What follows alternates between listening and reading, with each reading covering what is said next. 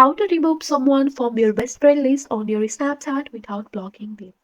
So if you want to remove someone from your best friend list on your Snapchat without blocking them, you have to follow this step. First of all, you have to launch your Snapchat and go for the chat icon.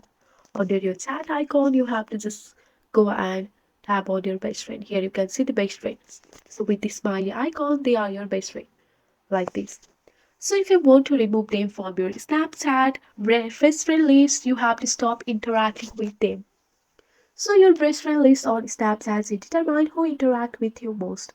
So if you stop sending Snapchat or chatting with them, they will eventually be removed from your best friend list.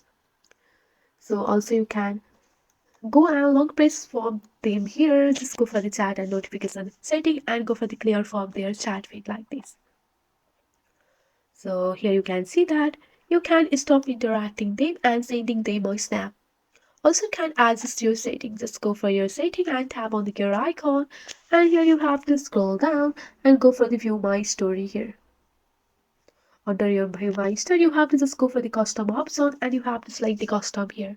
And you have to just go and remove that friend here like this. So you have to just go and select the specific person that you want to show your story.